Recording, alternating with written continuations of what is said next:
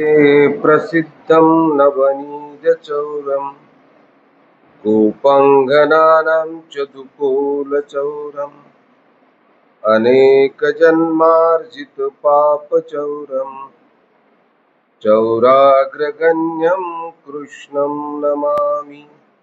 श्री गोपाल कृष्ण भगवान की 464 क्रमांकाची ओवी पहा। तो मागचा भाग सर्व सोडून दिलाय। केवळ वर्णन आहे, तिच्या नृत्याचं वर्णन आहे, त्या सर्व याचं कवी कल्पना आहे।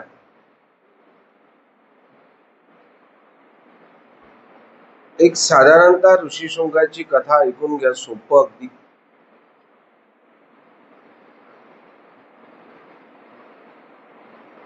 हा विभांडक ऋषीचा पोरगा ऋषीशृंग, याला जन्मताच शिंग फुटली होती आणि विभांडक ऋषीचा प्रेमभंग झालेला होता। त्यामुळं विभांडक ऋषींनी पण घेतला होता की मी माझ्या मुलाला स्त्री दर्शन कधीच होऊ देणार नाही, आणि म्हणून त्यांनी ती प्रयत्न करून या ऋषीशृंगाला वाढवलं। अरण्यात त्याला तपसाधना करण्याचं ज्ञान दिलं। याला नैसर्गिकरित्या 2 शिंग आली आणि मग याची तपसाधना एवढी वाढली की हा शिंग जमिनीत टाकायचा आणि वर पाय करून हा तपश्चर्या करायचा, सायंकाळी घरी यायचा।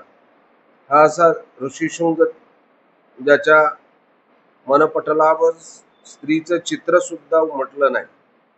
सर्वज्ञांनी त्याच्या तपसाधनेबद्दल माहिती दिली की ऋषीशृंग स्त्री पुरुष ऐसा भेद न जाणे।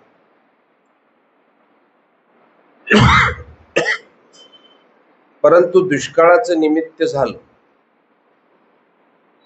सांगितलं गेलं की असा कुठला तरी पुरुष हवा आहे की ज्याच्यावर स्त्री स्वरूपाचं चित्र त्याच्या अंतःकरणावर उमटलेलं नाही। अशा पुरुषाशी तुझ्या मुलीचं लग्न कर आणि मग यज्ञ कर, म्हणजे मग हा जो दुष्काळ तुझ्या राज्यावर पडलेला आहे तो एकदाचा जाईल, त्याच्याशिवाय जाणार नाही। आणि मग शोध घेतल्यावर कळालं की हा ऋषीशृंग की ज्याच्या मनपटलावर स्त्री देह शरीराचं चित्र उमटलं नाही, ज्याला स्त्रीच माहीत नाही। आणि मग ही सर्व प्रयत्न या सर्व गणिकांनी केली आणि त्यात विजयी झाल्या।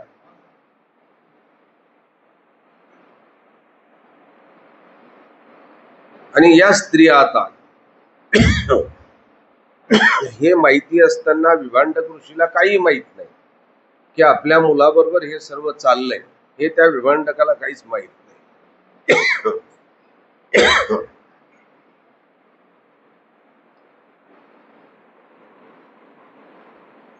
मनोरथू पुरला ऋषी शृंग हाती लागला, मग मागुती ते आवळा नगराई ती झाली। अशा पद्धतीने त्या स्त्रियांनी ऋषीशृंगाला पकडलं आणि त्या अयोध्या नगरीत घेऊन आल्या।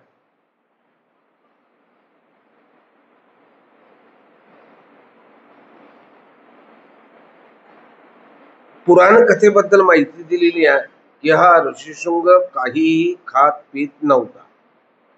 दिवसातनं 1 वेळेला तो लिंबाच्या झाडाची मुळी, त्या मुळीचं चाटण करायचं आणि त्या मुळीचं चाटण त्याला अगदी सवय लागून गेली होती लहानपणापासून। त्याला जो पकडला गेला, त्या स्त्रियांनी जो पकडला, तर त्याला एक मुळी चाटायला दिली। पुराण कथा आहे ती। त्याला ती मुळी त्याच्या त्या नाच गाण्यात त्याला गुंतवला, त्याला धरला आणि त्याला ती मुळी चाटायला दिली। त्या मुळीची चव त्याला वेगळी लागली, ही वेगळी काहीतरी आहे म्हणून, आणि त्याने ती मुळी 2-3 वेळेला चाटली, परंतु रोजचा कडूपणा त्या लिंबाच्या मुळीतला त्याला मात्र तो जाणवेना। चांगला काहीतरी स्वादिष्ट पदार्थ तो त्याला जाणवायला लागला आणि अशा पद्धतीनं त्याच्या जिभेला अगोदर बिघडवला. बघा, आपण जिभली या विषयावर मागे बोलत गेलो. त्याच्या जिभेला, त्या जिव्हा इंद्रियाला अगोदर बिघडवलं. त्याला सांगितलं की तुम्हाला अशा स्वादिष्ट पदार्थाचा दररोज विनियोग करता येईल, वापरता येईल, अशी तुमची व्यवस्था आम्ही करणार आहोत, आणि म्हणून तुम्ही अयोध्येला चला. त्यांना अयोध्येला घेऊन आले. ऋषी शिंगासारिखा क्रीडा कुरंगू केला देखा, या स्त्रियासी नयलेखा ऐसा कवन असे. ऋषीशृंगासारख्या तापसालाही खेळणं बनवलं त्याचंही. या जगात स्त्रिया जिंकू शकत नाही असं कुणी म्हणायचं नाही. या कुणावरही विजय मिळू शकतात. महाभारतीय युद्ध आपण सर्व म्हणत असतो की हे पांडवांनी जिंकलं, दुर्योधनाला पराभूत केलं. परंतु आपण जेव्हा केव्हा भागवत कथा करू तेव्हा मी तुमच्या लक्षात आणून देईन की महाभारतीय युद्ध हे दोन स्त्रियांनी जिंकलं. पहिली द्रौपदीने जिंकलं, आणि दुसरी पितामह भीष्मांना मारणारी कोण? ज्याला शिखंडी म्हटलं, पण कोण?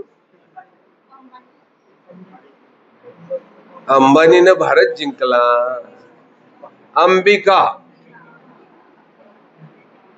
अंबिकेनं जिंकलं. हे दोन्ही युद्ध. जर पितामह भीष्म मारले गेले नसते तर पुढे युद्धाचा निकाल वेगळा लागणार होता. आणि जर कृष्ण शिष्टाईला गेले तेव्हाच द्रौपदीनं कृष्णाला सांगितलं असतं राजा धर्मासारखं की एकदाच शांती घेऊन या, हे सर्व मिटून टाका, भांडणं वगैरे काय आहे ते आपण घेऊ आणि तेवढ्यावर आपण उदरनिर्वाह करू, असं जर द्रौपदीनं सांगितलं असतं तर कदाचित युद्धाचे परिणाम वेगळे झाले असते. याला व्यवस्थित करतं कोण आहे? याचा हमिंग होतोय कोण आहे? बोलवत त्याला.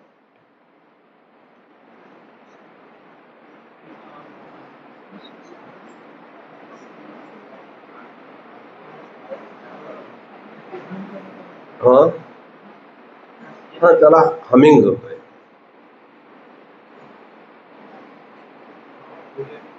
नाही, फुल नको करू, त्याचा हमिंग होतोय ना, त्याचा बास कमी कर, बघतो हमिंग क्लिअर होईल. त्याला शार्प करायचं, मस्त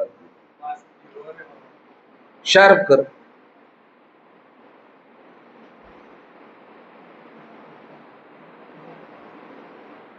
जर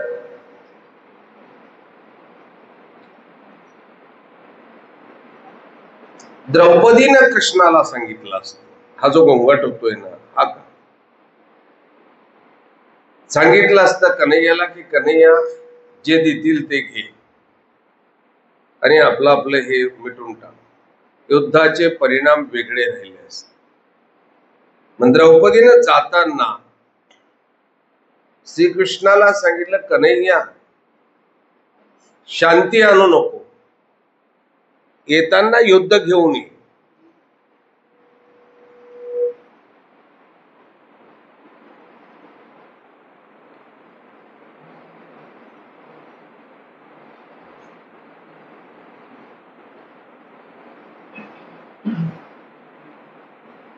येताना युद्ध घेऊन ये. आणि म्हणून कृष्ण ज्या शिष्टाईला गेला ती शिष्टाई त्यानं स्वतःहून असफल कशी होईल हे प्रयत्न केले, कारण त्याने द्रौपदीला शब्द दिला होता की मी येताना युद्ध घेऊन येईल. युद्धाचे सर्व परिणाम भोगाईला द्रौपदीनं शब्द कृष्णाला दिला. कृष्णाने तिला सांगितलं तुझे नवरे मरतील, तिने सांगितलं मरू दे. तू विधवा होशील, तिने सांगितलं होऊ दे. तुझे मुलंही मरून जातील. तिने सांगितलं होऊ दे एकदाच, काही झालं तर युद्ध करायचं आहे बस. आणि तिने ते युद्ध घडून आणलं. म्हणून स्त्री काहीही करू शकते या ओवीला म्हणायचं आहे. ऋषी शृंखला जिंकणं म्हणजे काही कठीण नाही.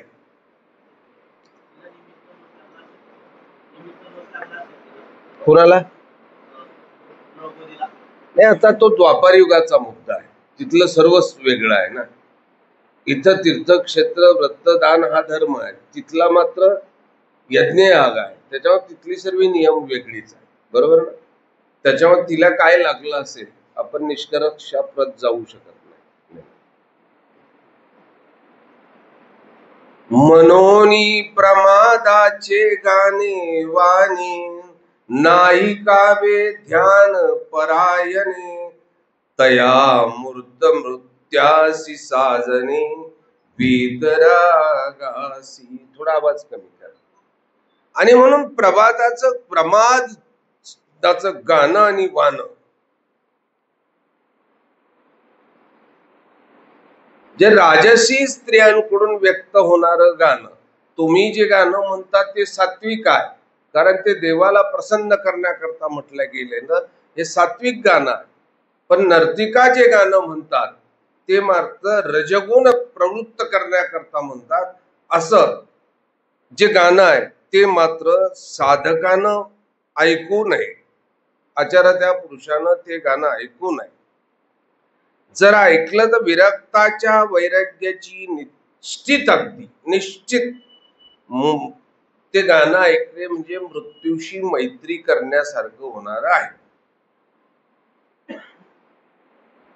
हा संग ऋषी या अर्थानं श्री दत्तात्रय महाराजांनी गुरु केला की एवढी मोठी तपसाधना केलेला संग ऋषी सुद्धा त्या गीत गायनानं गेला आणि एक दुसरं विकारानं गेला. सर्व असूनही विकारामुळे तो ऋषीशृंग भंगला. आणि म्हणून स्त्री संग साधकाने करू नये. आता कुरुरुरु गुरु म्हटलंय.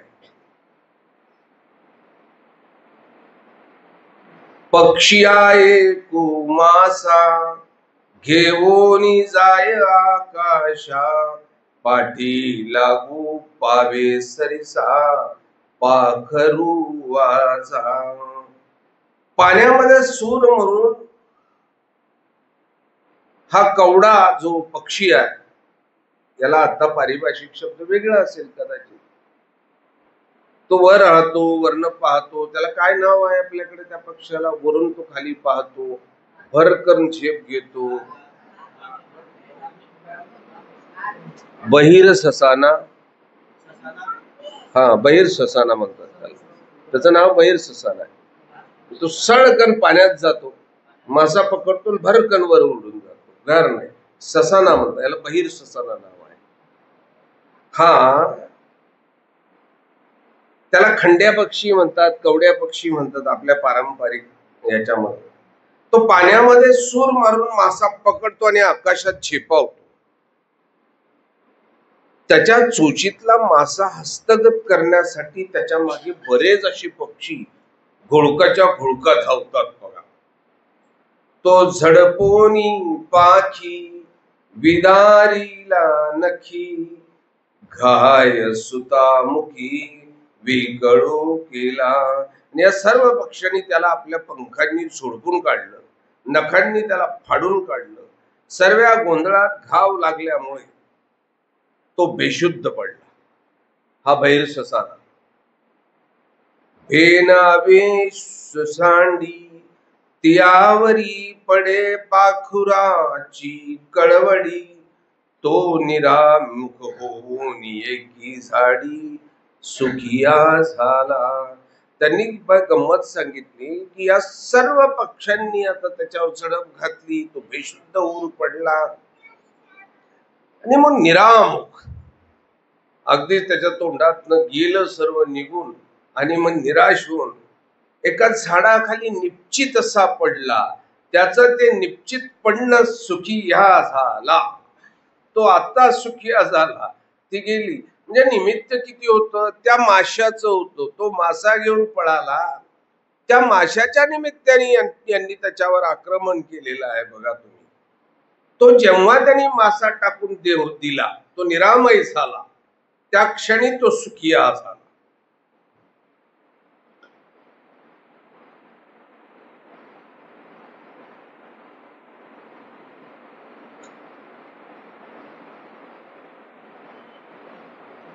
आणि म्हणून निसंग्रह मागे सांगितल्या गेली की निसंग्रह राहिलं तर भीती नाही काहीच. तुम्ही संग्रह केला, याच्याजवळ त्या माशाचा संग्रह होता आणि म्हणून याच्यावर हा प्रसंग उद्भवला. परंतु तो जर निसंग्रह राहिला असता तर काहीही घडलं नसतं. आणि म्हणून अत्यंत सामान्यातल्या सामान्य पदार्थ म्हणजे आज चतकोर भाकरी उरली आणि म्हणून ती उद्या दुपारी जेवणाला आपल्याला काम पडेल, इतका तो चतकोर भाकरीचा सुद्धा आपण संग्रह करू नये. संग्रहामुळेच दुःख पदरात येत. बस मनोनी राणी वनी असावे निष्कंचनी होनी, देह मात्र उरवुनी उपाधी त्यागे.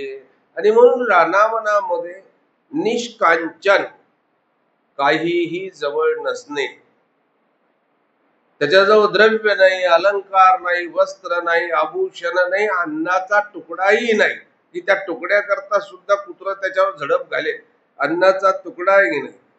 आणि देह मात्र उरवुनी, केवळ देह फक्त, बस, वेगळं काहीच नाही. आणि त्याने निरुपाद म्हणून त्या अरण्यामध्ये स्वतःला ठेवा. येण्याअर्थे त्यांनी कुरुरु हा गुरु केला की त्याचा अंत केवळ त्या माशामुळे झाला. जर त्याच्या जिभेत तो चोचीत मासा नसता तर एवढी पाखरं त्याच्या मागे धावली नसती आणि त्याला मृत्यू सम दुःख झालं नसतं. बाळाला गुरु केलं, छोट्याशा बाळाला त्यांनी गुरु केलं. संकल्प विकल्प बाळा नाही, नाही पुण्य पाप मळे, कर्म करिता फळा नव्हे अधिकारी. त्याचे बाळ असताना त्याला संकल्प विकल्प दोन्ही नाही, काहीच नाही. ते जिथे त्याने शी केलेली असते त्या कपड्यामध्ये अगदी आनंद भरे ते खेळत असतं, त्याला त्याचं काही दुःख नाही. ते त्यावेळेला अगदी त्याच्या नाकात तोंडात जात असतानाही त्याला दुःख होत नाही. सो केलं तरी त्याला त्याची वेदना होत नाही. काही दुसरी गोष्ट की त्याला पुण्यपापही नाही ना. 18 वर्ष म्हटलंय, त्याच्या पुण्यपापाची निष्पत्ती होण्याकरता 8 वर्षानंतर होणार आहे. त्याला पुण्यपापाची निष्पत्ती नाही. कर्म करिता फळा नव्हे अधिकारी, आणि त्याने कुठली कर्म केली तरी तो अधिकारी नाही. बाळाचं वाहिलं काय गंमत आहे, काहीच नाही त्याला, ना पुण्य ना पाप. आपल्या बाया उगीच त्याचं डोकं देवावर मुंडकं धरून धरून आपटतात. पण बाया हे फक्त त्याचा एकच फायदा होतो की त्याला देवावर डोकं ठेवण्याचं वळण लागतं, निष्पत्ती नाही. त्या वळण लावा म्हणून ती सर्व बळजबरी असते. वरून डोकं दाबायचं असतं ते खालून शिव्या देतं. काही मुलं आमच्या मंदिरात येतात ना, आई आणते पाया पडायला, पायावर डोकं ठेवण्याकरता मुंडकं धरते, आमच्या पायावर डोकं ठेवण्याकरता त्याला रगडते, ते खालनं शिव्या घालतं. आईलाही ना मलाही, काय रे बुवा कटकट म्हणून. त्याच्यावर तो संस्कार घडावा त्याला. म्हणून अन्यथा कर्म करिता फळ नव्हे अधिकारी. कर्म करत असताना तो कुठल्याही फळांना तो अधिकारी राहत नाही. नाही मानापमानू मने उत्तम हीनो, सुची असुची हे विवंचना करू नये. ते बाळ त्याला मानापमानी नाही, काहीच नाही. उत्तम आणि हीनही म्हणत नाही, हे चांगलं आणि हे वाईट हेही म्हणत नाही. सुची असुची हे शुद्ध आहे, हे अशुद्ध आहे. ते बाळ हे काहीच करू जाणत नाही. हे बाळकाच्या अंतःकरणी यातला कुठलाही प्रकार नाही. बघा तुम्ही त्याच्या अंतःकरणाची निर्मळता किती आहे. लब्धू नव्हेविता नाही कुटुंब चिंता व्यवहारासी चित्त साक्ष न ठके. बाळ हे द्रव्यावर लुब्ध होत नाही. बघा आताची पोरं व्हायला लागली, नोट दिली का घट्ट धरतात ते हातात, बरोबर ते सोडत नाही. आत्ताचे व्हायला लागले. पण बाळ तेव्हाच 800 वर्षापूर्वीची कथा आहे आणि श्री दत्तात्रय महाराजांनी सांगितली. त्यावेळेला 24 लाख वर्ष झाली. तेव्हाचे बाळ तसे होतील. लुब्ध नव्हे विता, अर्थात त्याचा तो लुब्धपणा त्याच्या बाळांचा आई शिकवत असते. त्याला सांगत असते, बाळा पैसे दिले घे, चांगले ठेव हं. आणि ती आई त्याला देण्यालाही प्रवृत्त करते. पाहुणा आला आणि तो रिकामा पाहणा आला, चहा पिऊन गेला, रुपया पोराच्या हातात दिला नाही, रुपयाचं खाऊ आणला नाही त्याला. म्हणजे त्याला प्रवृत्त करतोय आम्ही आता सध्या. अर्थात बाळाचं जे अंतःकरण ते कसं आहे ना, लुब्ध नव्हे विता नाही कुटुंब चिंता. त्या बाळाला कुटुंबाची काही चिंता नाही, काही घेणं देणंच नाही कोणाशी. त्याला ते त्याच्या आनंदात निमग्न असतं. बघा तुम्ही, व्यवहारासी चित्त साक्ष न ठके. त्याचं व्यवहारातही चित्त नाही. ते इतकं लहान आहे, त्याला कळतच नाही ते व्यवहारात लक्ष कशाला घालेल.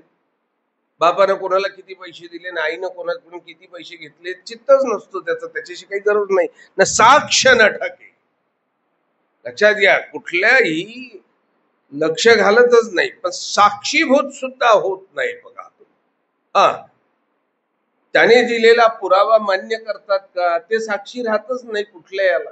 ते त्याच्या ह्याच्यात निमग्न असत. विकाराचा विटाळू न पडे इंद्रियाचा सळू, ये अर्थी बाळकू मिया गुरु केला. आणि विकाराचा विटाळही त्याच्या ठिकाणी नसतो. बघा त्या बाळाच्या ठिकाणी ते निर्विकार असतात. न पडे इंद्रियाचा सळू, त्याला इंद्रिय सुद्धा सळवत नाहीत काहीच.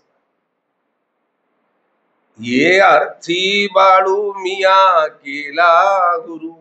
आणि या अर्थानं बालकासारखं आपण राहिलो पाहिजे. बघा त्याच्या ठिकाणी जसं नाही तसं आपल्या ठिकाणी नसावं. म्हणजे त्याला घृणा येतच नाही, आपल्याला घृणा येऊच नाही. लहान मोठ्यांमधला ते फरक करतच नाही, आपण करूच नाही. त्याला वस्त्राची चाडच नाही, तर आपल्यालाही वस्त्राची चाड नसावी. आपली त्याला कुटुंबाची चिंता नाही, आपण सुद्धा कुटुंबाची चिंता नसणारे असावं.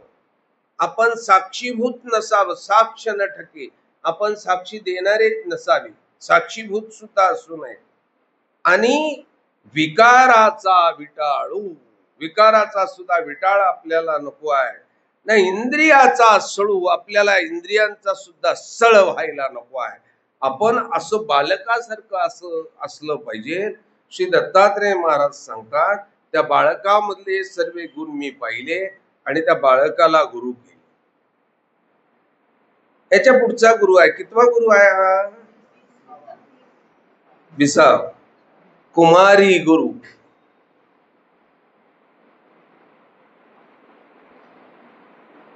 ब्राह्मणाची कुमारी ते उपवर नोवरी, कन्यार्थी ते अवसरी पाहू आले.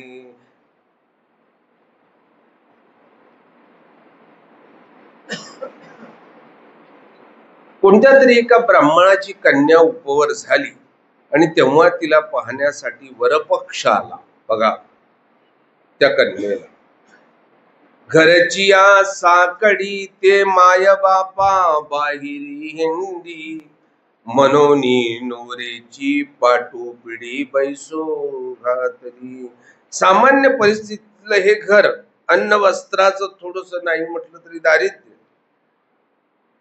माता पिता काही मिळवायला बाहेर गेले होते, ती एकटीच घरी होती. पाहायला आलेल्या पाहुण्यांना बसायला पाठ तिने टाकला. या कन्या गुरु बद्दलचं वेगळं विवेचन ते सांगून टाकतात वर, की एकांकी असावं.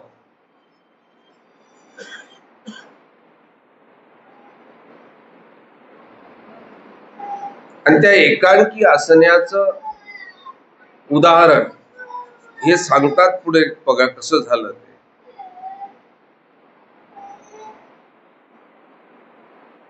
तेथ बैसले वर्राडी, नोवरी स्वरूप उदंडी, तियेची सिंहानिवेची रूढी मानली तिया.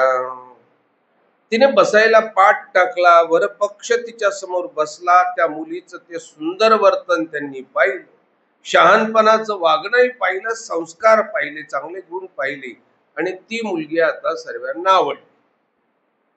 जानोनी आपुला पती करू, तया करावया पावनरू, करू आदिला व्यापारू घरांतुनी. आणि आता ही एकटी मुलगी पाहायला आता हे लोक आपल्याला आलेले आहे, आपल्याला पत्करणार आहे, यांच्यासाठी काहीतरी पाहुणचार केला पाहिजे, म्हणून ती आता कामाला लागली. ती मुलगी तांदूळ करावया साळी, ते कांडिता उखळी, अघाती संखाची कळी वाजती झाली. आणि ती साळ तिने उखळात घातली. ती कांडताना कोपरापासून मनगटापर्यंतच्या हातातल्या त्या बांगड्यांचा एकमेकांवर आदळून आवाज व्हायला लागला. बघा, त्या कंकणांचा आवाज व्हायला लागला. तेवेळी लाजिली जीवी, मग एक एक पिचवी, दो दो उरवी, तरी ध्वनी न पारुखे. लाजली त्या बांगड्यांच्या आवाजामुळे. तिला वाटलं हे काय रे असं, आणि म्हणून तिने बाकीची एक एक बांगडी एक एक करून बांगड्या फोडल्या.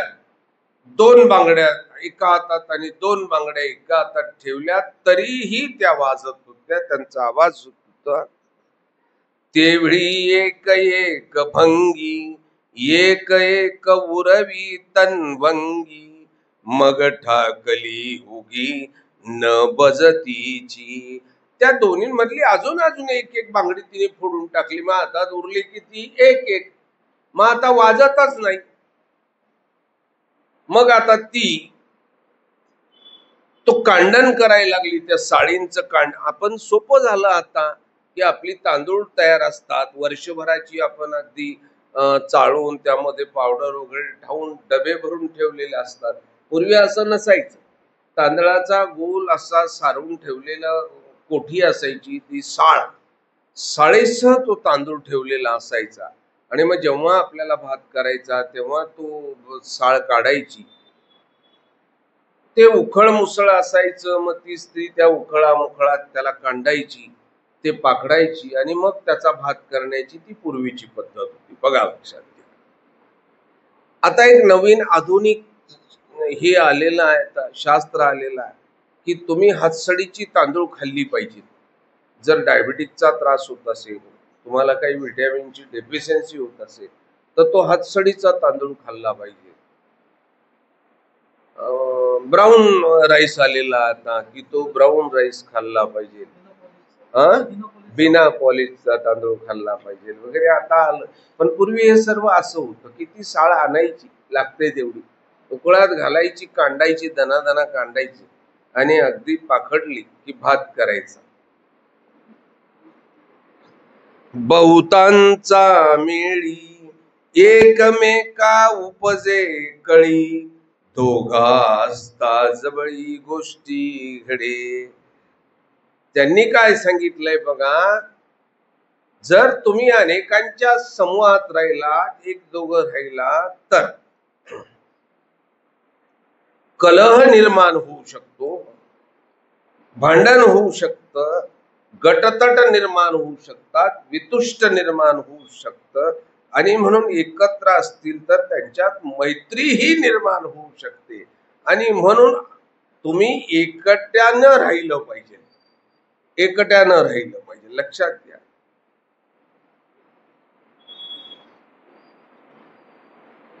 जर ती मैत्री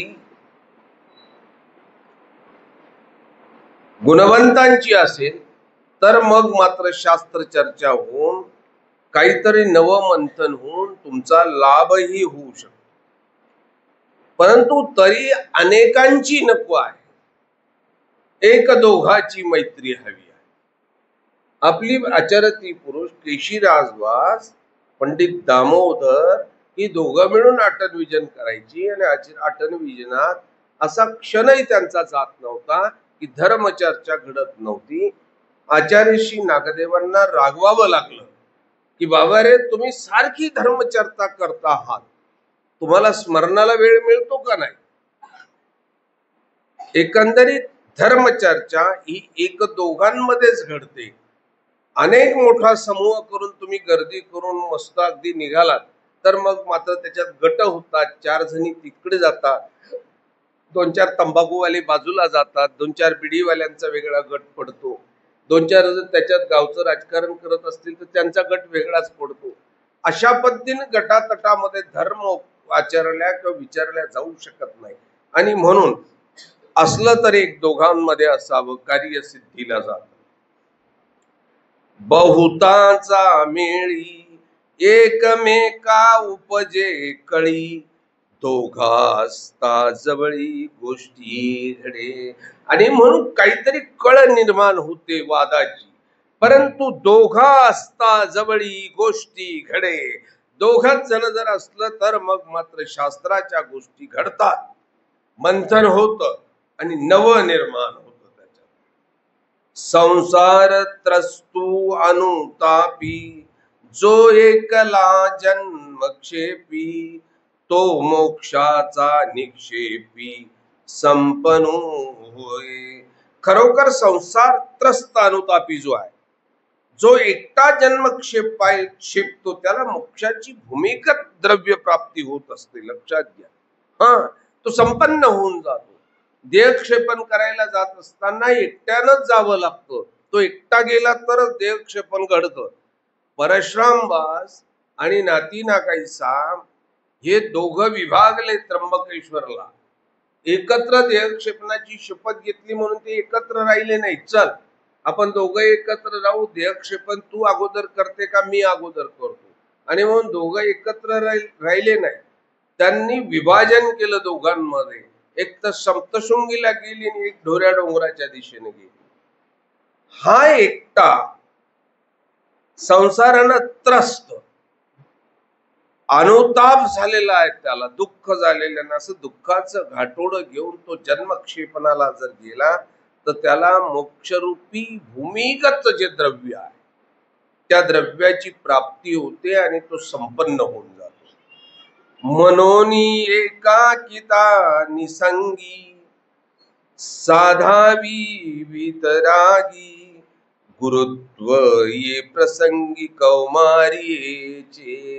आणि म्हणून विरक्त पुरुषाने अगदी एकाग्रतेने स्मरण साधण्यासाठी मनोरथ माला न करता एकाकी निसंग असं जगून देव मिळवावा, आत्मकल्याण करावं. त्या कुमारीकडनं शिकलंय की तिला त्या तांदुळाचं देवपण मिळवायचं आहे, ते कांडण करून तिथनं तांदूळ मिळवायचा आहे. तिने जोपर्यंत त्या बांगड्यांचं एकांगी पण केलं नाही, सर्व फोडून टाकल्या, या हातामध्ये एक, या हातामध्ये एक, त्यावेळेला तिला कांडण करत असताना त्या तांदळाचा लाभ झाला. तसा हा पुरुष जेव्हा एकटा होऊन देह त्यागेल त्याच वेळेला त्याला परमेश्वराची प्राप्ती होईल. हा एकांकाचं जे उदाहरण आहे, एकटं राहण्याचं जे उदाहरण आहे, त्या कुमारिकेकडनं आम्ही शिकू.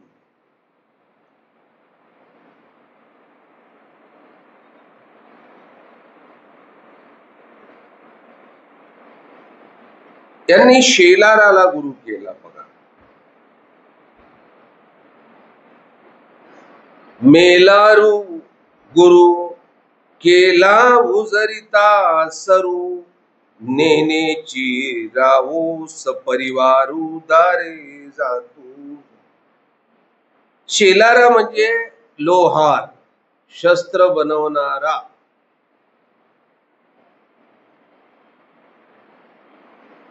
त्याची ती क्रिया पाहून आम्ही त्याला गुरु केले. त्या शेलाराची तो जे शस्त्र बनवत होता कसा त्याचं ते पाहिलं आणि त्याला तो गुरु सर्वज्ञ आपला दत्तात्रय महाराज सांगतात केला.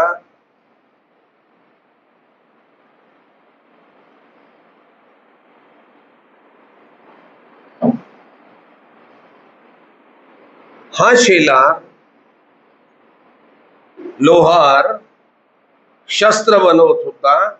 बघा तुम्ही, ते तापवतात, ठोकतात, घासतात, तापवतात, ठोकतात, घासतात. एका हातानं तो भाता ओढत असतात मोठा, असा त्याचा तो नाद चालला होता, त्याचं काम चाललेलं होतं. आणि याच वेळेला राजाचा परिवार समोर न गेला. हा मात्र त्या घासण्यामध्ये, ठोकण्यामध्ये आणि त्या ओढण्यामध्ये इतका निमग्न झाला होता की त्याला जाणाऱ्या त्या राजाचा आवाजही आला नाही, भासही झाला नाही. तो त्या कामामध्ये व्यस्त होता. कुणीतरी त्याला विचारलं, का रे, अरे इथून राजाची एक स्वारी गेली ना, तू पाहिली नाही का? त्याने सांगितलं, नाही मी पाहिली नाही, मी तर माझ्या कामामध्ये मला काही लक्षात आलं नाही राजा गेला का राजाचा दरबार गेला. तसा इतका तो निमग्न झाला.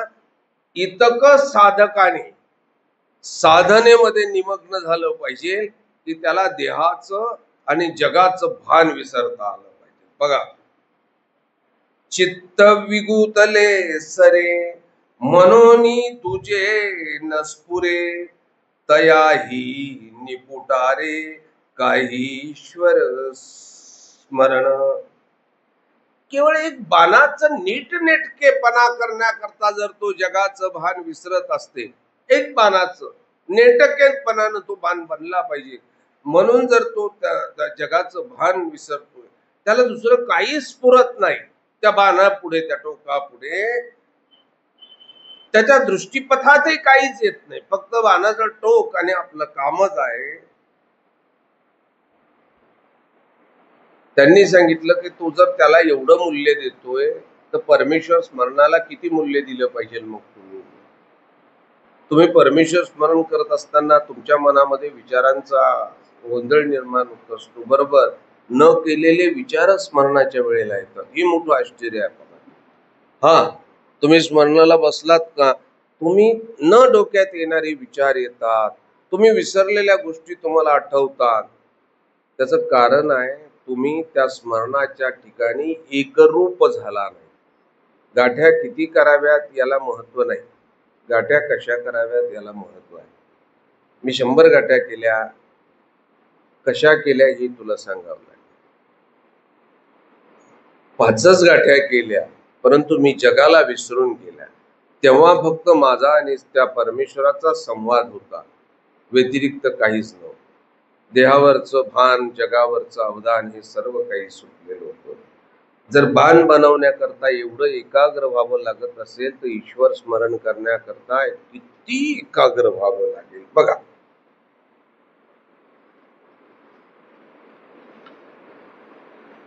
मनोनी सयनासन भोजनी परमेश्वरू स्मरावा मनी लक्षण सांडावे मुनी सेलरेयाच्या परी.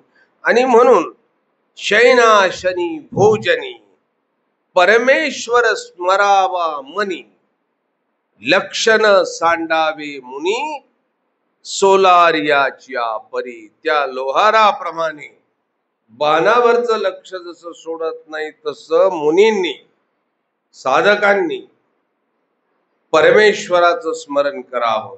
मग कुठे ना शयनाशनी, जिथे बसाल तिथे इतक्या साधनेनं करावं. श्री दत्तात्रय महाराज सांगतात की त्यामुळे मी त्या लोहाराला गुरु करून घेतलं की त्याची ती जी एकाग्रता ती मला भावते. पुढे सांगतात मी सर्पाला गुरु केलंय. आपल्या कल्पनेच्या बाहेरच्या सर्व गोष्टी आहेत, त्यांनी सर्पाला गुरु केलाय. आपुला हारू जानोने देई विहारू ये अर्थी सर्प गुरु मिया केला. हा जो सर्प आहे ना, हा आपला आहार आणि विहार कुणालाच कळू देत नाही. बघा, कुणालाच नाही. आपल्या जर कळालं असतं की 10:55 आज साप इथून जाणार आहे, तर आपण तिथे जाणारच नाही ना. जाऊ का? जाणार नाही. तो कोणालाच कळून देत नाही. तो कधी येतो, कधी जातो, त्याचा मुक्काम कोणत्या गावाला आहे, कोणत्या गावचा आहे, काहीच नाही. तो काय खातो हेही आपल्याला कळत. तो आहार आणि विहार, कधी त्याचं जेवण झालं तर कधी तो जेवण करणार आहे. तुम्ही नागपंचमीला दूध नेऊन ठेवतात, खरंच तो पितो हे न समजणारी गोष्ट आहे. ते काय आपल्या बाया स्वतःचं कौतुक करण्याकरता सांगतात, अगदी मी दूध ठेवलं आणि त्याने पिलं. स्वतःची बढाई मारण्याकरताचा प्रकार आहे. तू दूध पितो का? आणि खरंच काय येऊन दूध पितो का? आणि तो दूध प्यायला तो तिथं आल्यानंतर तुम्ही उभ्या राहू शकता का? हे सगळं विचारच आहे ना. मोठा नागोबा आला दूध प्यायला, तुम्ही उभ्या राहायला हिंमत आहे तुमची? त्याच्यावर कुंकू अक्षता टाकायची? उगीच जाता त्या मातेच्या ढिगारावर टाकता आणि मग दूध पिला पिला म्हणताय. बावळेपणा.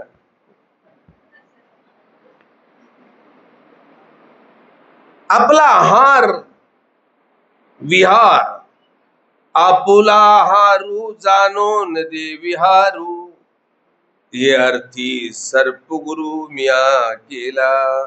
कुठे व कधी किती खातो, कुठे झोपतो, कुठे राहतो, काही कळू देत नाही. साधकानं सुद्धा तसं राहावं. अगदी तो कुठे मुक्कामाला आहे हे कळू देऊ नये. तो मुक्कामाला कुठे आहे ही गोष्ट कळाली की तुमच्यावर अतिप्रसंग झाल्याशिवाय राहणार नाही. आचार्य श्री नागदेवांनी स्मृतिस्थळामध्ये ते प्रकरण सांगितलेलं आहे की आचार्य एका मठामध्ये गावाच्या बाहेर मुक्कामाला थांबले. तुम्हाला लोकांना ही स्मृती आठवत असेल म्हणून मी परत सांगत नाही. आठवते ना? सर्वांना माहिती आहे ना? एकंदरीत तुमच्या निद्रास्थानाची माहिती झाली की असं होत आहे. निद्रास्थानाची माहिती केशराजांना विचारली. केशराजांनी काही सांगितलं नाही आणि पळ ठोकला. जर निद्रास्थानाची माहिती सांगितल्यानं ती स्त्री तिथे पोहोचली, जर का पुढचा अनर्थ घडला असता तर. आणि म्हणून आपल्या साधकांनी आपण असलेले मुक्कामाची जागा कुणालाही सांगू नये.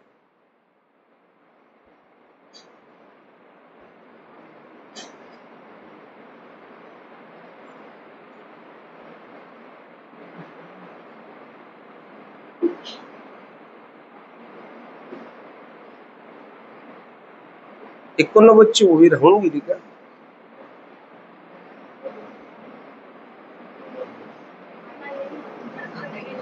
हा,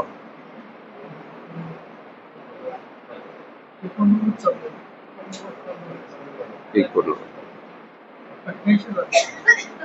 88. जळांत सांधोनी गाडावरे, लोक रचिती मंदिरे, केवळी जाती सरिसे हे जाणती ना. लोक अगदी पाण्यात पाया खोदून घर बांधतात.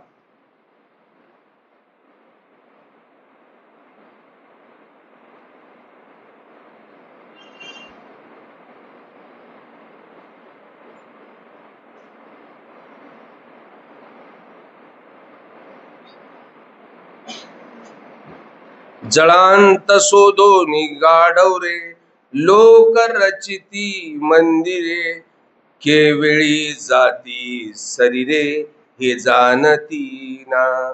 लोक आधी खोल पाया खोदून घर बांधतात, परंतु त्यांना हे कळत नाही अज्ञानाच्या मोहामुळे की हे शरीर कधी सोडून जाईल, त्याची कल्पनाच नसते. थोड्यासाठी तो इतकी झटपट करत असतो, धडपड करत असतो. हा पुरुष कथा इथनं सुरुवात होते, उभी मागे पुढे व्हायला पाहिजे होती खऱ्या अर्थानं, परंतु तिचा क्रम मांडताना तसा कविराजाने का मांडला सांगता येणार नाही. की लोक आपली लोक घर बांधतात, पाया खोदतात, आपण कधी मरणार हेही माहित नसतं तरी घर बांधून ठेवतात. बघा तुम्ही, 2-2 मजली 3-3 मजली घर बांधून जातात. अज्ञानामुळे त्यांना मृत्यू कळत नसतो, कधी मरून जाणार आहे ते मरून जातात एकदाची. परंतु पगानं खटाटोप केवढा करतात. पक्षीये रचिती अभिसाळे, ओळिंबे वावरुळे, मुखरची ती बिळे बहुते कष्टे, आणि पुष्कळ कष्ट साहाय्याने पक्षी आपली घरटी तयार करतात बघा. वाळव्या ज्या मुंग्या आहेत ती वारुळं तयार करतात. वाळवी लागणं म्हणजे हा मुंगीपेक्षा एक वेगळा प्राणी आहे, ज्याला काय म्हणतो आपण, उधई लागणे म्हणतो ना, ती वाळवी. ते सुद्धा घरट तयार करतात. उंदीरही आपल्याला बिळं तयार करतात. म्हणजे एकंदरीत सर्व प्राणी मात्र आपल्याला राहायला घर करतात.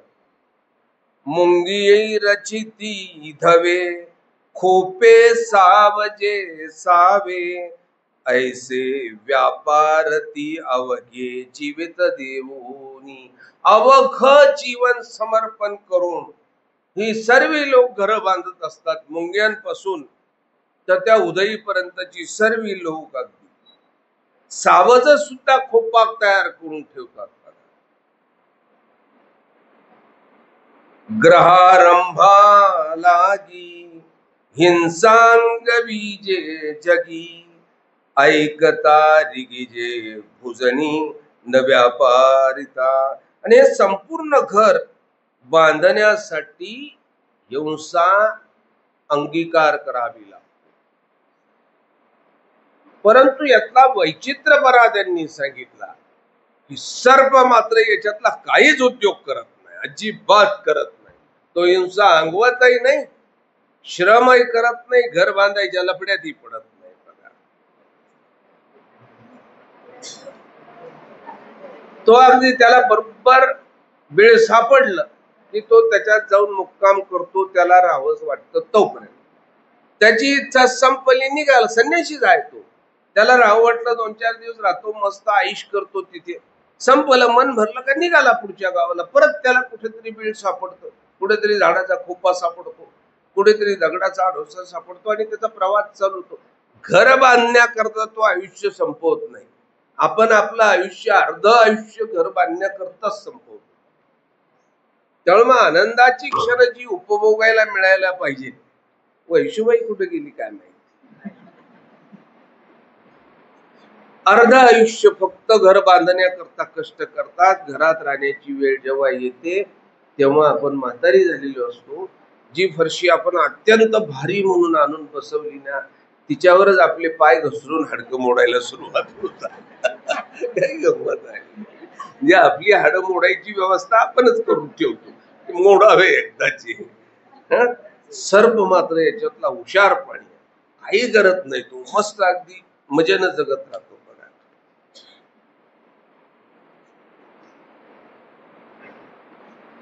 तैसे महात्मा वृक्षमुळी, असावे खांड देऊळी, तेत भिय तरी वाटावा जवळी ग्राम प्रांती. आणि तद्वत महात्म्याने वृक्षाखाली किंवा एखाद्या खांड देऊळी, देऊळ सुद्धा सांगताना काळजीपूर्वक सांगतात.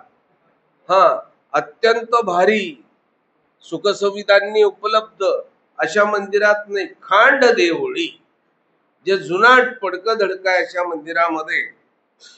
आणि समजा तिथं जर तुम्हाला भीती वाटतच असेल, थोडं गावाच्या बाहेर झाडाखाली खांड देवळामध्ये, तर गावाच्या आसपास वाटसरूंनी टाकलेला जो पाडावा आहे, लक्षात घ्या, ती वाटसरू असतात बघा, ती मुक्काम करतात. आता तो विषय संपला, आता मुक्काम लॉजवर होतात.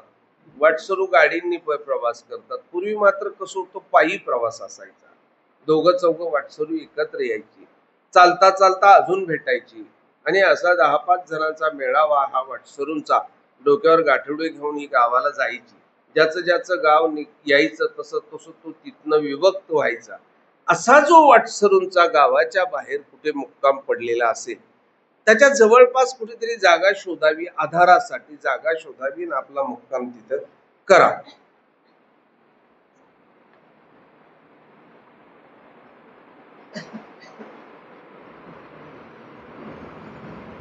किंवा एक विशिष्ट वर्ग आहे पहा, त्यांच्याजवळ एवढंसं घोडं असतं, 2-4 शेळ्या असतात, 2-3 पोरं असतात, ते नवरा बायको असतात, वंजारी म्हणतात का त्याला. हा, आणि ते गावाहून भटकी जमात आहे, ती गावाहून गावात जात असते. गावाच्या बाहेर ती रावटी टाकतात, तिथे काट्या पेटून स्वयंपाक करतात. वंजारी म्हणतात त्यांना. एकंदरीत ती भटकी जमात असते बघ, ती फिरत राहतात. आपण पे कौनी न लेखे, आपण कवना ते न देखे, ऐसा असे सुखे सर्प जैसा. आपण पे कौनी न देखे, आपण स्वतःहून कुणालाही दिसणार नाही यासाठी सर्प काळजी घेत असतो. बघा तुम्ही, तो सहजासहजी कोणाला दिसत नाही, तो कधी कधी जवळ असतो परंतु तो दिसूच देत नाही. आपण पे कवनी कवना कवनी न देखे, आपण कवना ते न देखे, तो स्वतःही दुसऱ्याला पाहत नाही आणि स्वतःलाही दिसू देत नाही. ऐसा से सुखे सर्प जैसा, आणि असा हा सर्प सुखानं आपलं जीवन व्यतीत करत असतो.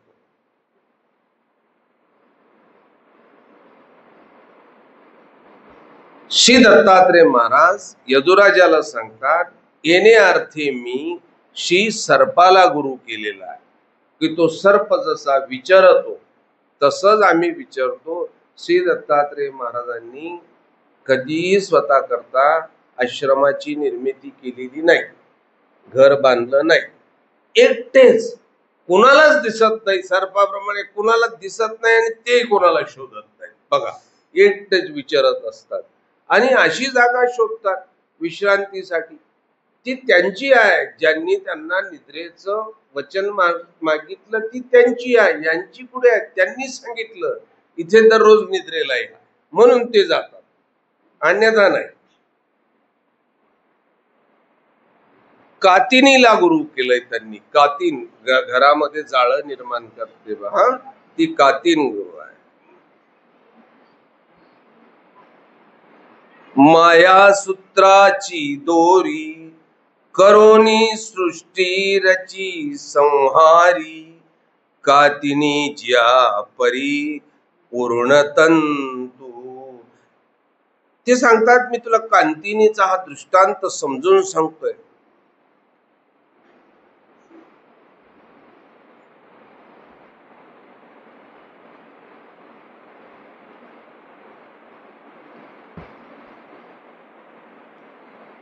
परमेश्वर सृष्टीची रचना करतात मायासूत्राची दोरी करून.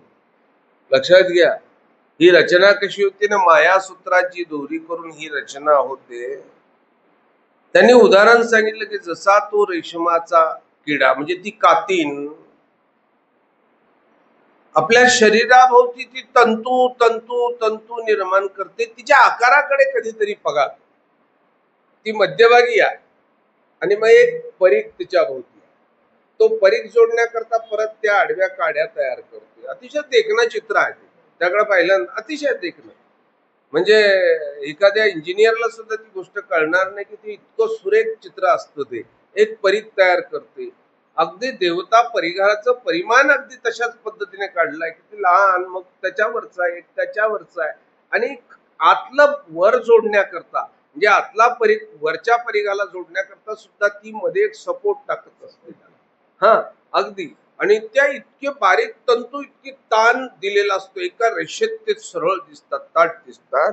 त्यांनी सांगितलं की मायासूत्राची दोरी करून परमेश्वर सृष्टीचा संहार करतात बघा, रचना करतात बघा. ती कशी आहे ती ना, त्या शक्ती प्रपंचू जीवू सके रचू, स्वरूपाचा वेचू झाला नेने. अशा प्रकारे कांतीन आपल्या शरीराभोवती तो कोश निर्माण करतात, तिची शक्ती क्षीण होत जाते. ते सर्व निर्माण करत असताना हे तिला कळतच नाही. तद्वत परमेश्वर प्रवृत्तीने माया दत्त सामर्थ्याने जीव सूक्ष्म प्रपंचाची रचना करतो. जसा जसा मळाची रचना करत जातो तसा तसा मळ रचनेचे सामर्थ्य जीवाच्या ठिकाणचं कमी कमी कमी होत जात.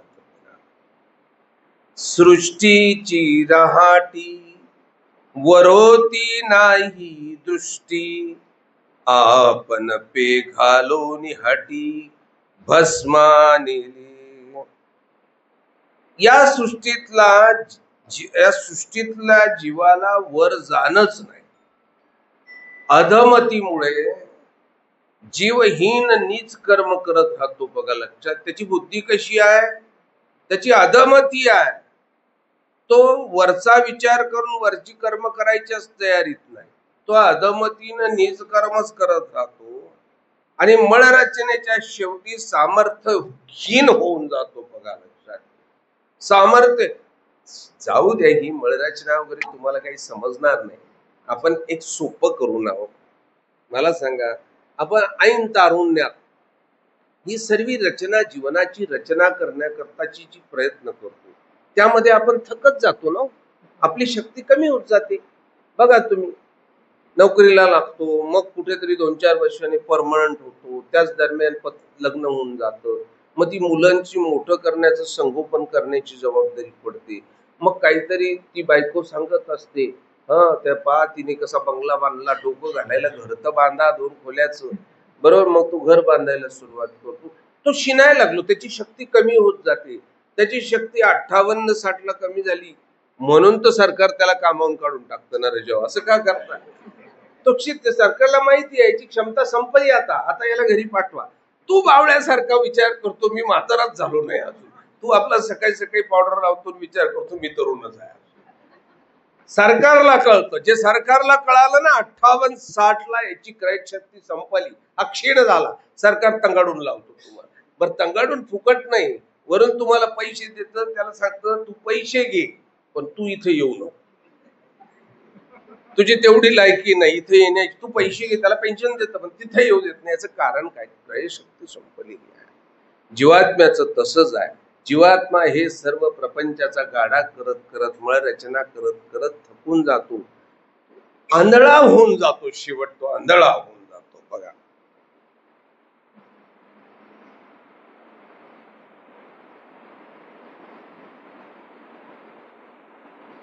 सृष्टीची राहाटी वरोती नाही दृष्टी, आपण पे घालून हटी भस्मानिले.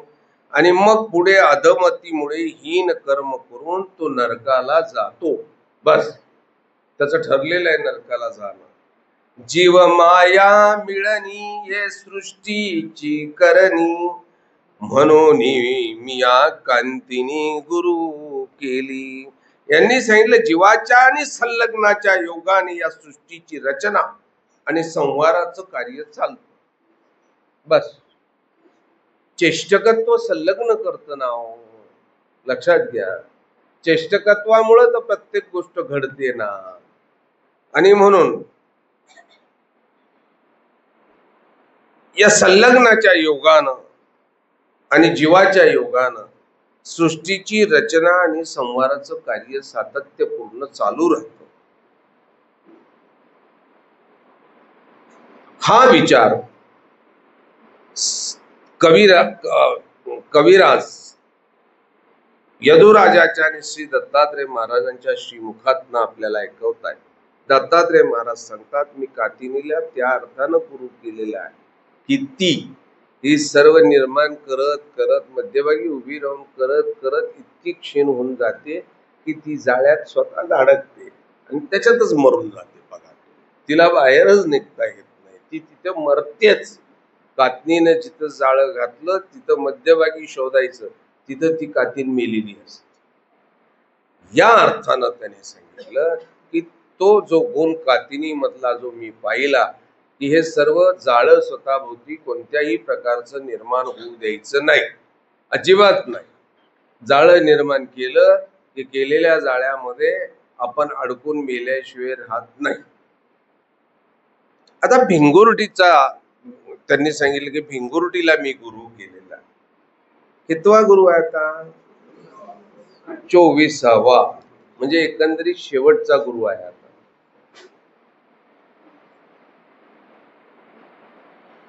भिंगुरटी तेने अर्थे मिया गुरु केली येथे, ते तरी ते परिहसे विचार पंते निर्धारुनी.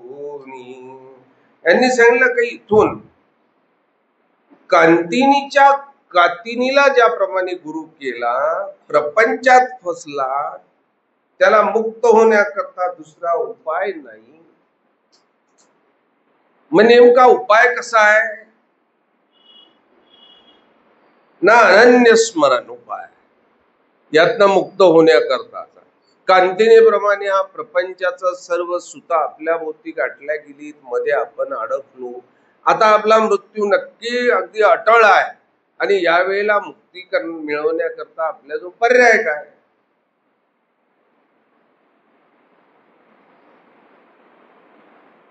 ते परिहसे विचार पंथे निर्धारुनी. आणि म्हणून याचा विचार फक्त एकच आहे की निरंतर दुःखपूर्वक जे स्मरण केल्या जातं, त्या निरंतर दुःखपूर्वक केलेल्या स्मरणातूनच तुम्हाला मुक्ती मिळू शकते. अन्यथा मुक्ती मिळण्याचा कोणताही पर्याय आपल्या जवळ नाही. कसा ना भिंगुरटीच्या दृष्टांताचे न्याय, भिंगुरटीच्या दृष्टांताप्रमाणे. भिंगुरटीचा दृष्टांत कसा आहे?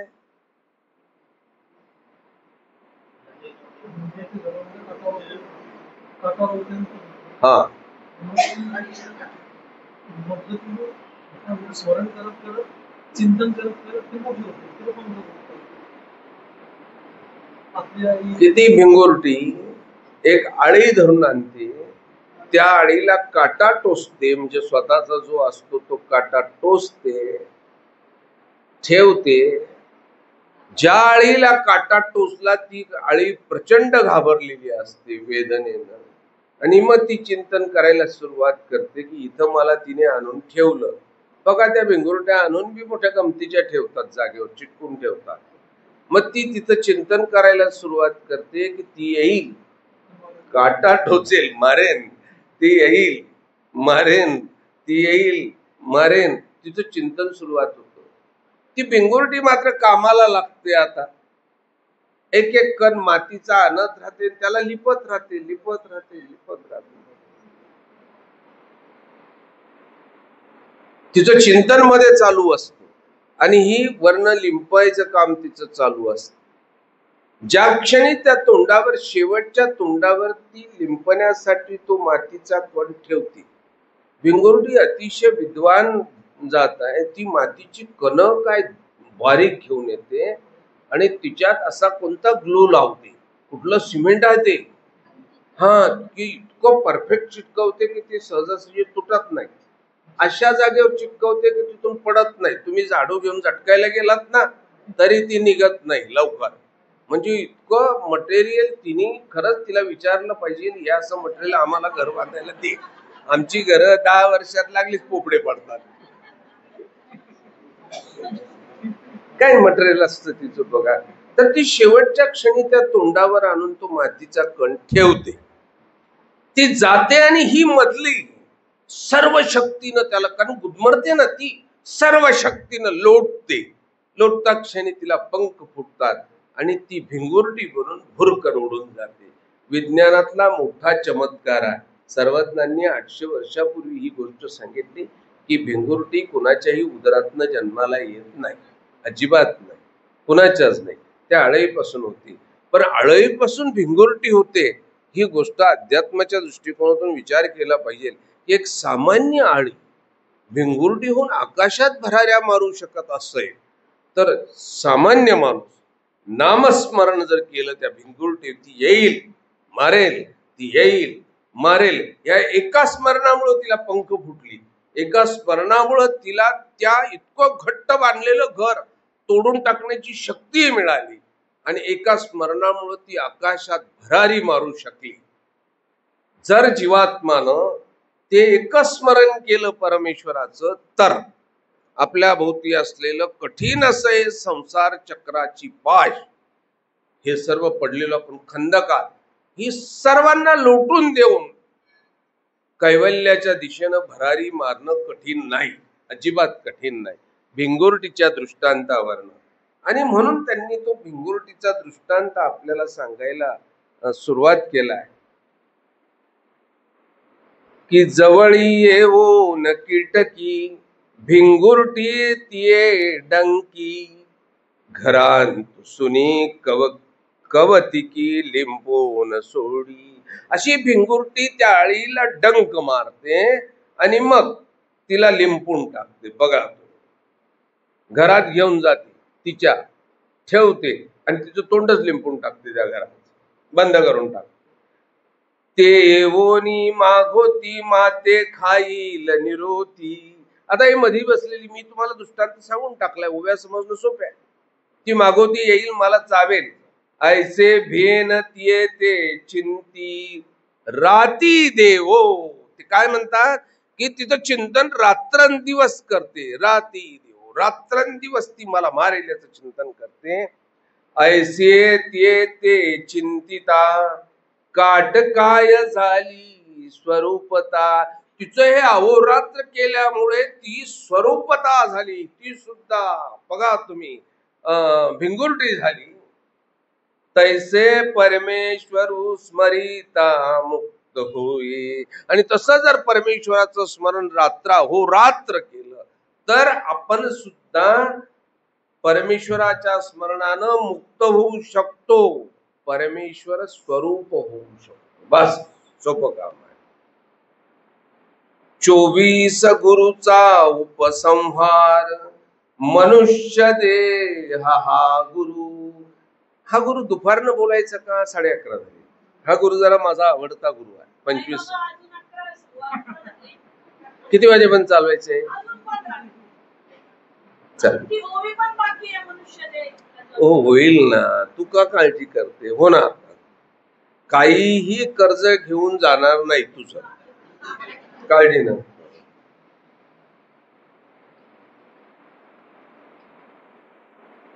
हा 24 गुरूंचा उपसंहार आहे. 25वा गुरु खऱ्या अर्थानं पुराण कथेमध्ये नाही. मी मागे एक वेळेला समजून सांगितलं असावा तुम्हाला की 25वा गुरु हा पुराण कथेमध्ये नाही, परंतु या कविकर्त्यानं 25वा गुरु सांगितलेला आहे. 24 गुरुचा आख्यान हे पुराण कथेतनं आलेलं आहे. 25वा गुरु मात्र कविराजांनी हे आपल्याला सांगितलेलं आहे. मी आपुल्या बुद्धी परी हरे, गुरु केले 24, मनुष्य देहेसी 25 निर्वाळिले. मी माझ्या आपल्या बुद्धीने 24 गुरु केले, परंतु या 24 गुरूंचं आख्यान 25वा गुरु केल्यानंतर पूर्ण होतंय, झालंय. मनुष्य देह गुरु तेथचा उघड विचारू, तो सांगेल कवी भास्करू श्रोत्यासी. हा 25वा गुरु कोण सांगणार आहे? कवी भास्कर सांगणार आहेत. अतिशय देखणं काम आहे, अतिशय जाणती लोक, विद्वान आहे. यांनी 25वा गुरु श्री दत्तात्रय महाराजांच्या नावावर टाकला नाही, त्यांनी सांगितलं म्हणून खोटे पण केलेलं नाही. श्री दत्तात्रय महाराजांनी जे निरूपण केलं ते केलं, कारण ते परमेश्वराच्या श्रीमुखातलं आहे. आणि म्हणून स्वतःची शब्द त्यांनी, आपण बऱ्याच वेळेला आपली शब्द कोणाच्या तरी तोंडी घालून किंवा कोणाची तरी ऐकून आपली आहेत म्हणून मोठेपणा मिळवत असतो, परंतु इथे ते सांगतात की ही मनुष्य देहाच्या गुरुचा विचार जो आहे तो कवी भास्कर तुम्हाला सांगतोय. परियसे मही पाळा, कवनी न म्हणावा पुला, ये अर्थी 25वा मज गुरु झाला शरीर. हे राजा,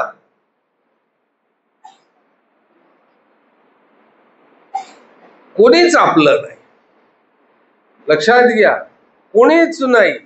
आई बाप बहीण भाऊ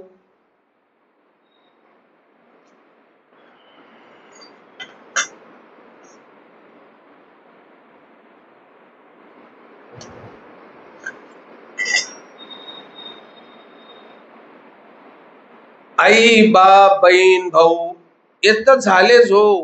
हे शरीरही तुमचं नाही. येणे अर्थ त्यांना म्हणायचा की कवनी न म्हणावा पुला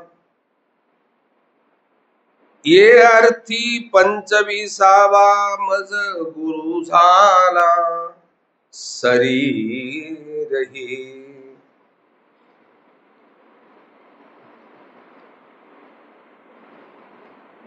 आपण बघा ना, शरीराची केवढी काळजी करतो, त्याची निगा केवढी राखतो, रोग होऊ नये योगासन करतो. योगासनाला 45 मिनिटाचा क्लास लावतो. बावळ्या स्मरणाला 45 मिनिटाचा क्लास लावणार. त्याला तर कोणी शिकवायची गरज नाही. देवापुढे बस फक्त 45 मिनिटं, तुला काहीच होऊ देणार नाही. त्याने तर सांगितलं वाजत वारा धैजे. बरोबर आहे का नाही? काहीच करू नको. तू योगा करण्यामध्ये 45 मिनिटं घालतो ना, 45 मिनिटं त्याच्या पुढे दंडोत घाल. तुझं ढेरी कधीच वाटणार नाही. काय घालू नको. 45 मिनिटं दंडोत घाल. तुझ्या दोन्ही फायदे होतील, तुझं शरीरही आणि तुझा देवही, दोघही तुझे फायदे होतील. उगाच त्या टीव्ही पुढे बसायचं, मग तो माणूस सकाळी सकाळी वेडेवाकडे करतो उद्योग. आता तर तो झुंबा तर एक वेगळाच निघाला. त्या झुंबानं भलता कहर केला नाशिक मध्ये. अगदी अचकट विचकट गाणी असतात. ही नाचायला लागली का लांबनं जर पाहिलं तर असं वाटतं ना हे सगळे गांजा पिलेले. अगदी झुंबा तसंच आहे हो. तुमच्या इथे क्लास आहेत का? याच्यातले किती जातात झुंबा करायला? झुंबा करायचा असेल ना, त्याच्या पुढे झुंबा करा. बघा काय फायदा होतो तो. काय गंमत आहे. जाऊ दे. त्या शरीराची आपण काळजी करतो, त्याला रोग होऊ नये, व्याधी होऊ नये त्याची काळजी करतो. हे शरीर तुमची शेवटी काळजी घेत का? बघा तुम्ही शरीराला गुरु कसा केलाय त्यांनी. हे देह मासी वैर चाळी अहर्निशी सब चोर लागले अंगेसी इंद्रिय पै. हे बघा लक्षात घ्या, हे जे शरीर आहे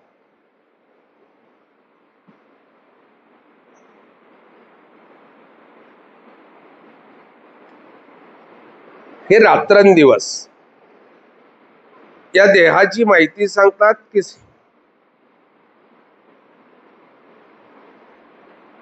सहस्त्र विंचवाची वेदना एके रोमेच्या ठाई. कशामुळे होते ही पीडा? कोणामुळे सहन करावी लागते? देहामुळे होते. इथे विकल्पाचा नाही येत प्रश्न. या अंतिक आहे ना. हो ना, मग कुणाचं आत्मत्व? बोला ना. शरीरच सोडावंसं वाटत नाही. त्यानं शरीर सोडावं म्हणून त्याला बघा तुम्ही. आता शरीर आत्म्याला सोडतं का आत्मा शरीराला सोडतो काय माहिती, परंतु केवळ त्या शरीरामुळे सहस्त्र विंचवाच्या एक वेदना एके रोमेच्या ठाई या त्या जीवाला भोगाव्या लागतात. कुणामुळे भोगावे लागतात? शरीरामुळे. नखाग्रापासून केशाग्रापर्यंत या जीवाचा व्याप इथे आहे. अंतिक त्याला म्हणतो, शेवटच्या क्षणी त्याला जमा करायचं आहे. आणि ते जमा करत असताना त्याला एवढी वेदना दिल्या जाते, एवढी वेदना होते.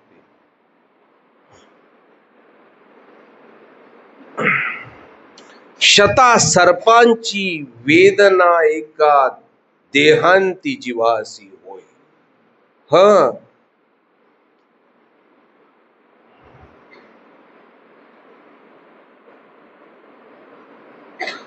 सर्व प्रेत त्याला बघा तुम्ही.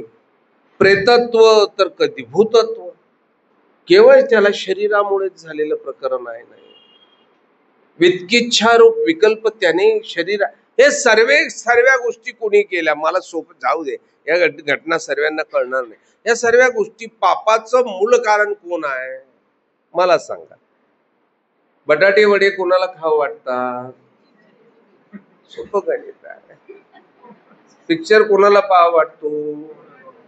गाणे कोणाला ऐकावं वाटतात? बरोबर ना? मस्त पंख्याखाली कोणाला बसावं वाटतं? शरीर. असं आहे का नाही? नवे कपडे चांगले भरजरीत कोणाला घालावं वाटतं? शृंगार करावासा कोणाला वाटतो? शिव्या कोण देत? स्मरणाच्या वेळेला कोणाचे गुडघे दुखतात? जीवाला गुडघे आहेत का? गुडघे कोणाचे दुखतात? पाठ कोणाची दुखते? हे सर्व पापाचं सर्व गाठोडं तयार करणारं कोण आहे? शरीर आहे. सोपं काम, एका शब्दात म्हटलं. सर्व पापाचं गाठोडं, अंतिकेच्या दुःखापासून लागणारं सर्व पापाचं गाठोडं हे शरीर तयार करतात. बस. हे मन चोरटे अनुराग शस्त्रे तिखटे, होणार ती चोर वाटे मनमधाची. देहाच्या आधारानच मन त्याच्या ठिकाणी अनुराग तिखट घातक शस्त्र आहे. कुणाच्या आधारानं? शरीराच्या आधारानं. शरीराच्या आधारानच जीवात्म्याला या सर्वांमध्ये घोसळून काढल्या जातं. असं गोल, बरोबर आहे ना? त्या लाडूला साखरेमध्ये घोळून काढायचं असेल तर पातेलं लागतं. पातेल्यात साखर टाकायची, मग लाडू त्याच्यात टाकायचा, मग हलवायचा, म्हणजे तो लाडू गोल अगदी त्या साखरेत मिसळतो. तसा हा जीवात्मा या सर्व दोषांच्या याच्यामध्ये घोळसून काढण्याकरता शरीराचा आधार आहे. पातेल्याच्या जागेवर शरीर आहे आणि तो घोसळून काढला जातो आहे. परंतु ती झालेली जखम अनुराग घोणार ती चोर वाटे मन मथाचिया, तारुण्याची पहाट पडी इंद्रिय घेते विखयाची दाराटी, पापाचा लागू पावे सेवटी आत्व्यावरी. तारुण्याची पहाटी, हो, त्या तारुण्याच्या मध्यरात्री नंतरचा काळ, 12 नंतरची रात, अशा रात्री इंद्रिय विषयाची लुटमार करतात तारुण्याच्या. त्याची शिक्षा मात्र कोणाला भोगावी लागते? प्रमादिया शरीर झालं का तो जीव झाला? ज्यानं विकार भोगला, शरीर प्रमादीय झालं का जीव प्रमादीय झाला? जीव झाला ना. प्रमाद भोगला कोणी? शरीराने भोगला. म्हणजे मजा त्याने केलेली आहे, पण प्रमादाचा कलंक मात्र जीव स्वरूपावर लागलेला आहे. तया बाधका नेई जे कुंभपाका, मग अनेगी जाचनुका विंच बीजे हा. विषयाची चोरी तू केली, विषय तू भोगलास असा जीवावर आक्षेप होऊन त्याला कुंभपाकात नेऊन बुडवतात ना. पहा ना काय गंमत आहे. त्याला नरक भोगून त्रस्त करून त्याला त्रास दिला जातो. जैसे पाणी पिये घडीवटे, घावो घाली जे जेंगटे, तेवी इंद्रिय खाती आदटे नरकात्मा भोगी.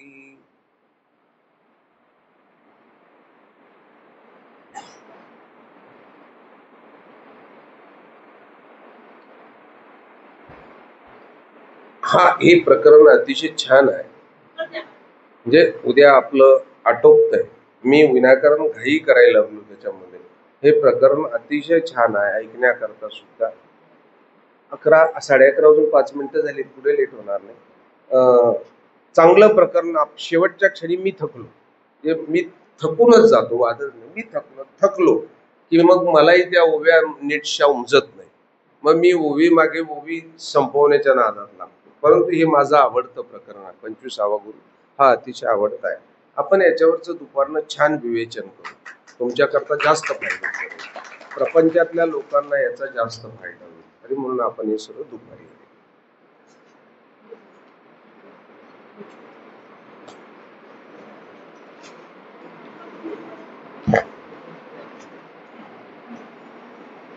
सर्वे सुखिनः सन्तु सर्वे सन्तु निरामयः सर्वे भद्रान् पश्यन्तु मा कश्चित् दुःखभाग् भवेत्। श्री गोपाल कृष्ण महाराज, श्री दत्तात्रेय महाराज की, श्री चक्रपाणी महाराज की, श्री गोविंद प्रभु महाराज की, सर्वज्ञ श्री चक्रधर स्वामी